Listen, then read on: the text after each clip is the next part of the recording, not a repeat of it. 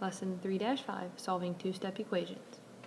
A two-step equation has two different operations.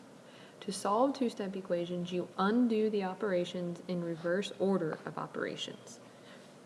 So an example of something that looks like a two-step equation would be 2x plus 3 equals 9. There are two things that are happening to the variable in this example. So let's look at that example and figure out how we can solve it. So you have to identify the variable, which is x, and you want to identify what's happening to the x. So in this case, you can say that you are multiplying it by 2 and you are adding 3. Well, now we want to undo those operations. So that's why it says the reverse or opposite order of operations. So if we are adding the 3, then we want to subtract 3 so that we can move that 3 to the other side. These cancel out because positive 3 minus 3 is 0. So we are left with 2x equals 9 minus 3 is 6. Then you look and you find out what's happening to the variable. It's being multiplied by 2. So you now divide, you do the opposite, by 2, and you divide by 2.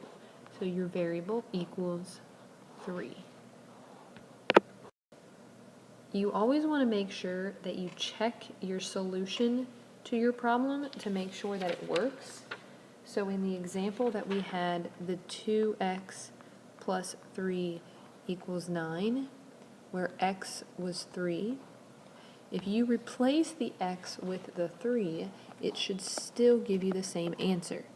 So 2 times 3 plus 3 equals 9. 2 times 3 is 6 plus 3. So 6 plus 3 is 9. So 9 equals 9, and it checks out. When you get to the end of a problem, you should have the same number on both sides of the equal sign. If you get a different number, you either have made a mistake in your solving a replacement, or you made a mistake back when you were solving for the two-step equations. So just to recap, step 1 is you undo the addition or subtraction first, and then step 2 is you undo the multiplication or division. Pause the video to try a few examples below. Negative 2y minus 7 equals 3. So you have to undo the addition or subtraction first, so you add 7 to both sides. So now you would be left with negative 2y equals 10. You divide both sides by negative 2y to get y equals negative 5. Now you want to make sure that you check, so you plug in negative 2 minus or negative 5 minus 7 equals 3. So negative 2 times negative 5 is 10 minus 7 equals 3. 10 minus 7 is 3 equals 3, and it checks out.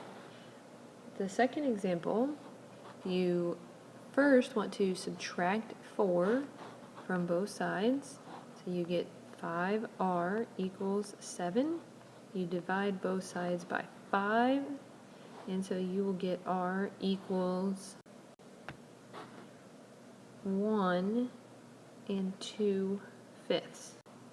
So if you actually keep this fraction in its improper form, you have 4 plus 5 times 7 over 5.